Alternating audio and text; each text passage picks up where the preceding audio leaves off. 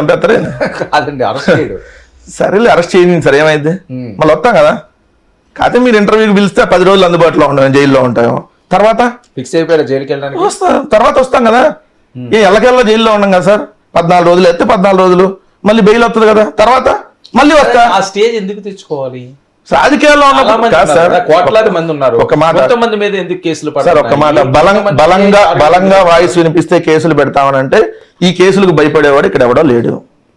ఈ కేసులకు భయపడితే రాజకీయాల్లో ఉండం. సో ఇట్లాంటి కేసులు చాలా వస్తాయని తెలుసు. రాజకీయాల్లోకి వచ్చినప్పుడే ప్రిపేర్ అయ్యి ఉన్నాం. ఫస్ట్ సోషల్ మీడియా కేసు నా మీద పెట్టారు. ఇప్పుడు కాదు, ఎన్నికల రిజల్ట్ వచ్చినటువంటి వాళ్ళు ప్రమాణ స్వీకారం కూడా చేయలే. ఇంకా చంద్రబాబు నాయుడు గారు ప్రమాణ స్వీకారం చేయకముందే నా మీద ఎఫ్ఐఆర్ పెట్టారు ఒంగోలు పోలీస్ స్టేషన్ లో. అంటే కాదండి, మీరు ఒక్కరే వాయిస్ బాగా మాట్లాడారైనా? చాలా మంది, మరి చాలా మంది ఉన్నప్పుడు కొంతమంది మీద ఎందుకు పెడుతున్నారు కదా సార్. ఇప్పుడు ఎందుకు పెడుతున్నారు సార్? ఆత్మవిమర్శ చేసుకున్నారు ఎంతమంది మాట్లాడారు. వైఎస్ఆర్సీపీ మీద ఎందుకు కేసు పెట్టారని ఆత్మవిమర్శ చేసుకుంటే ఈ కేసు ఉండదేమో. ఎందుకు సార్ ఇప్పుడు నా మీద పెడుతున్నారు? సోషల్ మీడియాలో అనేక మంది మీద పెడుతున్నారు. ఎందుకు ఇంటూరు రవికరణ 15 కేసులు పెట్టారు. ఇంటూరు రవికరణ సెటైరికల్ గా ఏదైతే వాళ్ళు చేస్తున్నటువంటి తప్పులు సెటైరికల్ గా ఎత్తు చూపుతాడు, కార్టూన్ రూపంలో ఎత్తు చూపుతాడు, కేసు పెట్టారు. అంటే కార్టూన్ రూపంలో ఎత్తు చూపితే కేసు పెట్టేస్తారా? మరి మీరు బట్టలు లేకుండా కార్టూన్లు వేసినటువంటి ఈ ఛానల్స్ మీద, జగన్మోహన్ రెడ్డి గారిని పట్టుకొని సైకో అన్నటువంటి సైకో వాళ్ళ మీద పెట్టాలి కదా. భారతమ్మ గారి మీద తప్పుడు రాతలు రాసినటువంటి తప్పుడు ఛానల్స్ మీద యాంకర్లుగా కూర్చొని అడ్డం వచ్చినట్టుగా ఇష్టారాజ్యంగా ముఖ్యమంత్రిని పట్టుకొని ఓయ్ అరే సైకో ఒరే సైకో అని మాట్లాడిన యాంకర్ల మీద ఇప్పుడు నేను చెప్పా, కిరాకార్పి, సీమరాజా, ఇదిగోండి ఇప్పుడు పాప్కార్న్ మీడియా, వీళ్ళందరినీ వీళ్ళందరి మీద కేసులు పెట్టరా? అంతేందుకండి, ఇప్పుడు డిప్యూటీ సీఎం ఒక్కొక్కరిని తొక్కి నారదీస్తా అంటున్నాడు. ఏమన్నా షాప్ పెట్టాను నారదీయటానికి? నువ్వు ఉప ముఖ్యమంత్రి, ఒక డిగ్నిటీ మెయింటైన్ చేయాలన్నట్టు కనీస జ్ఞానం లేదా? ముఖ్యమంత్రి చంద్రబాబు నాయుడు ఏం మాట్లాడతాడు?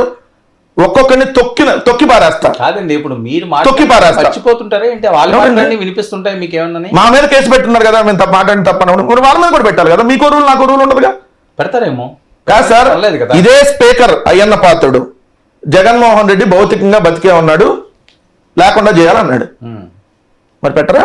పెట్టండి, మీరు కేసు పెట్టండి. ఎవరు సార్ పెట్టేది? గవర్నమెంట్ లో మేము వాళ్ళ కాదండి, మీరు ఇప్పుడు కేసు పెట్టండి. వెళ్తాను, నేను వెళ్తాను. మీరు అయ్యింది కదా కేసు పెడతానికి మనం వెళ్ళామనుకోండి సార్, అక్కడే అరెస్ట్ చేస్తారు మనని, ఉల్టా మన మీద పెట్టి. అట్లాంటి గొప్ప ప్రభుత్వంలో ఉన్నాము.